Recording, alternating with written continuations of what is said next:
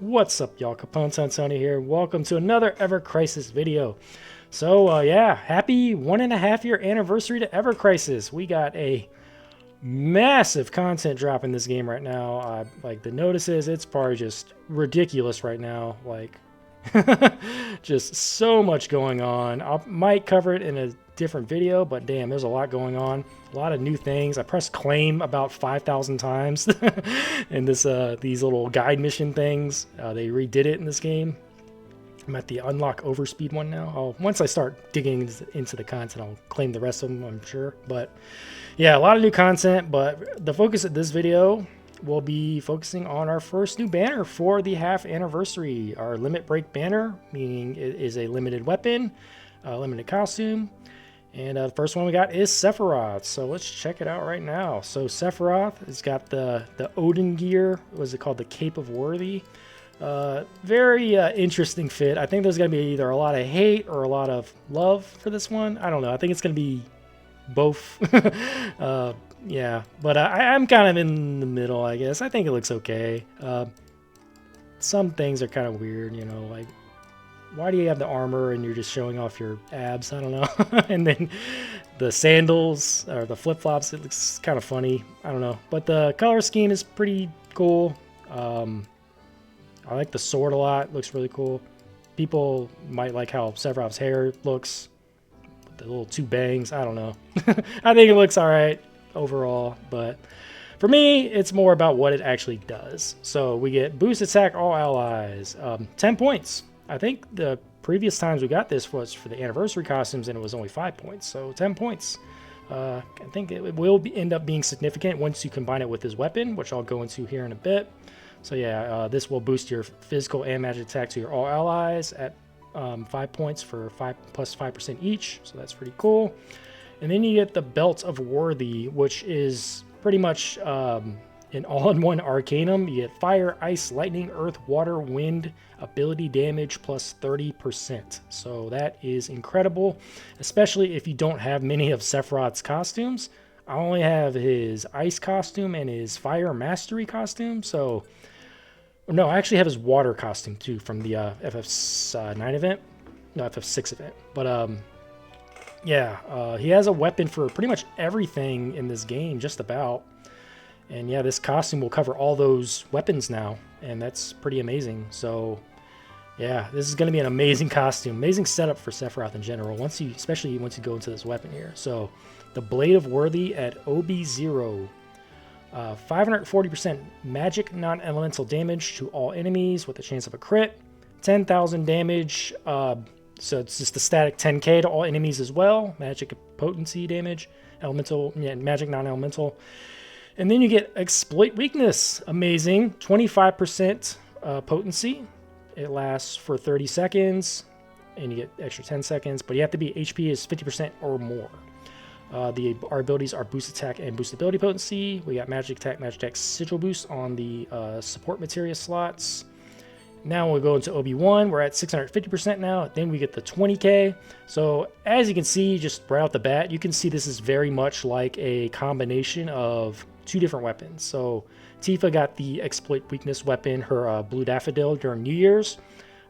Very, very nice weapon. Just helps all your elemental builds or elemental weapons do more damage. But it also combines the aspects of Cloud's Bahamut Sword, Bahamut Greatsword, or Tifa's Sabin Claws. They both have this ability of doing AOE damage, non-elemental damage, as well as doing a fixed number to like all enemies. This is a really, really fun weapon to use, like especially for like just clearing mobs or farming content, or just doing like non-elemental content too, because the non-elemental damage on this is actually pretty significant for AOE especially. So yeah, that's what it does at OB1. The duration goes to 35 seconds here, 20k instead of 10k, a bit more magic non-elemental. Boost Attack All Allies is 3215.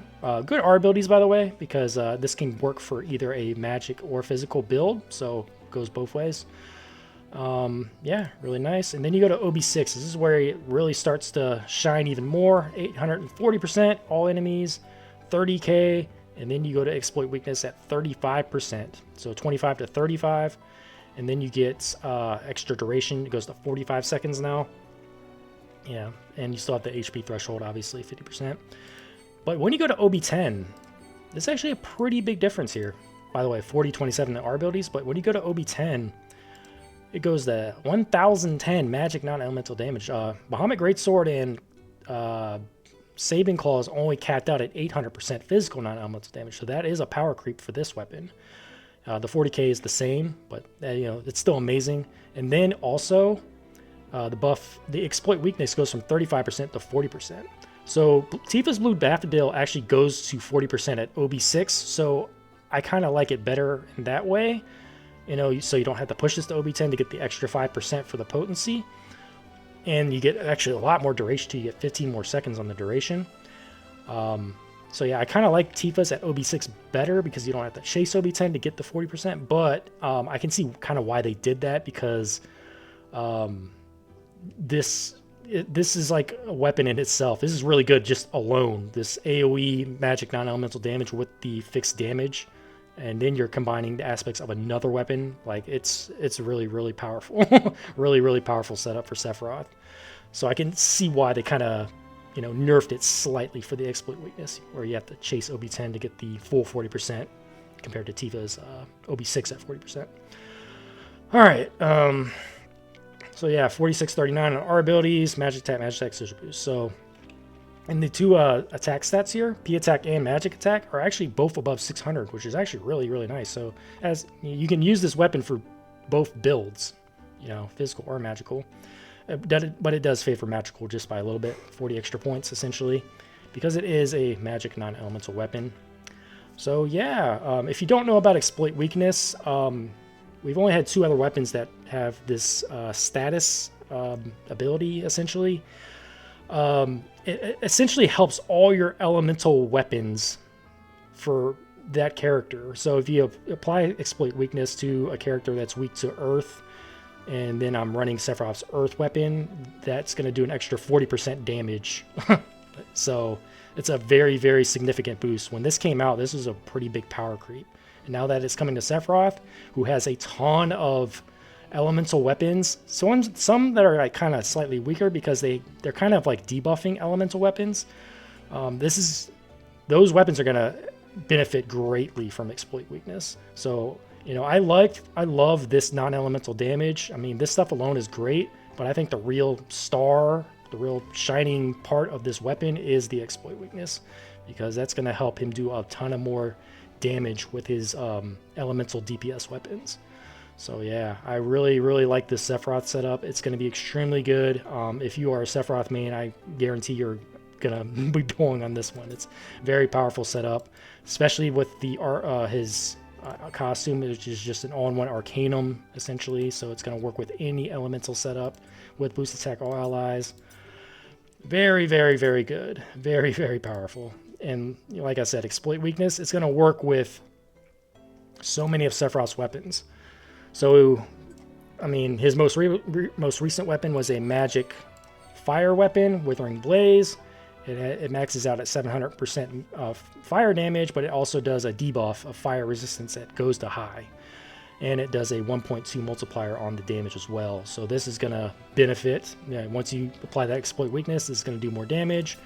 And then Blue Bramble, kind of the same thing. 700% magic earth damage with the elemental resist down. It's going to boost that damage as well on that weapon. Tempest, same kind of deal. 700% physical water damage. Exploit weakness. And he also has a magic water weapon that came from the FF6 crossover. That's going to benefit.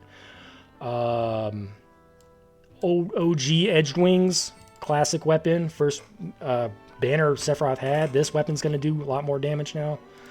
Man, yeah. It benefits all his elemental weapons, and he has a lot of elemental weapons. Dark Heavens, 800% physical wind damage. He has every element essentially except lightning, but he actually does have a lightning weapon, but it's like a weaker AOE one, this one. But it's going to help this one do more damage too. So, exploit weakness, amazing. The AOE damage, incredible.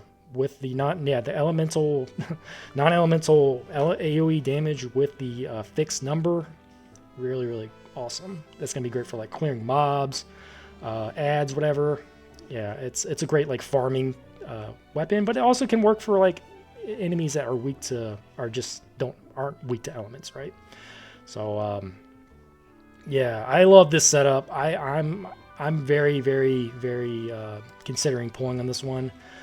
We don't know what the other character is going to get yet. This will last until April 9th, by the way. So we got over a month for this weapon, for this banner. And if you already know, the other characters are going to be Vincent, Angeal, and Tifa. So they're probably going to get some really good stuff too. So yeah, always the best decision if you're uncertain is to wait. To see all the banners, make a decision from there, especially if you're more on a light spender or free-to-play account. Like for me, for instance, I'm at 45k. I think I most likely am going to pull on Sephiroth because exploit weakness, man, it's so good. It's going to help all those elemental builds. Those weapons are, they're not amazing when it comes to their DPS, 700% on most of them, but that exploit weakness is going to help a lot. And then the weapons are going to do more damage, but also those weapons apply elemental resist down, which is just a double whammy. It makes Sephiroth really good now. Really good. Yeah, I like it. Like the costume. Yeah, the costume, the all-in-one Arcanums are just hard to pass on too. Really good. If you're a Sephiroth main, I think it's hard to pass on that. Unless you have like all his elemental costumes. But if you have all his elemental costumes, that means you're a Sephiroth main and you're going to pull on this weapon regardless, right? So, yeah, this is a really good setup. Also, by the way, Vincent's death penalty is going to be featured on all these half anniversary banners, so we can go into that real quick. I always forget where this stuff is. So, I think is it the metal? No, it's not the metal. It's the Mako gem, right? All right, so Vincent. Death penalty. So he has invisible shot. Does 2000% physical, magic, non-elemental damage to a single enemy. Also applies amp physical abilities, all allies. Next ability used. And then it does amp magic abilities, all allies. Next ability used, 40%.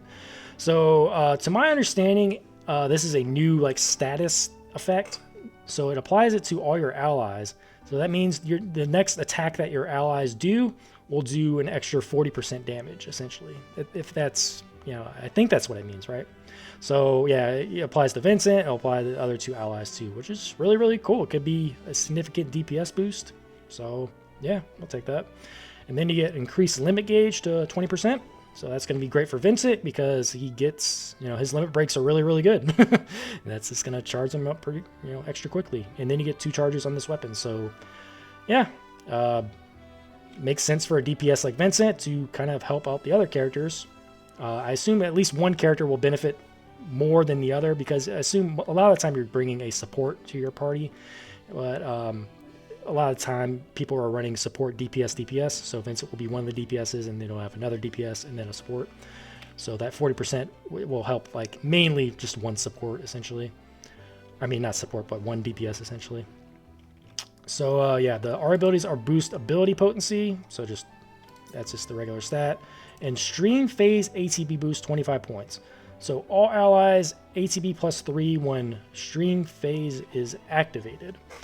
To my understanding, stream phase means like when a sigil phase kicks off, like right when the sigils pop up and then you have to start eliminating them. I guess you'll just get 3 extra ATB to everybody once that sigil phase starts. So that is pretty cool. I kind of like that. So yeah, I think this is a pretty good ultimate weapon. I don't think it's incredible, but I think it can be really good. I mean, it's just essentially helping the whole party do more extra damage while also increasing his limit gauge and then the extra ATB when sigil phases kick off. So yeah, I think it's pretty good. And I hope I do get this during my pulls for Sephiroth or Tifa. I don't know. Yeah, Tifa is probably going to be one of the characters I pull on. I'll just say that right now. But Sephiroth, very leaning heavily toward him. Angeal I don't really like as much as a character, so he's almost kind of an auto skip for me. But Vincent is gonna be one that's it's gonna be like a toss up between Vincent and Sephiroth for me. But I really love Sephiroth's setup, and it's gonna be hard to pass up on this one. So really curious to see what Vincent gets. So yeah, April 9th is when this expires. And when it comes to wish list for Sephiroth, you can just wish list like all his elemental DPS weapons essentially. So you got Withering Blaze, you could do Blue Bramble, Tempest, Dark Heavens, Edged Wings. All these DPS weapons here, if you don't have them OB10 already, will greatly benefit from his new weapon that does exploit weakness as well as non-elemental magic damage. So yeah, that pretty much covers it for this banner review on Sephiroth. I might have more content here shortly when it comes to everything that's going on in the 1.5 year anniversary. Did some of the content right now. Did a little bit of this event. I noticed that the dailies now, the premium quest, they added Mithril ore, so that's really cool. And then they added like a level 3 to like all the character memories. So yeah, I gotta clear out all these first clears now, get these extra crystals. And then there's a new tower, which I did a few floors of, which you'll be able to get even more vouchers.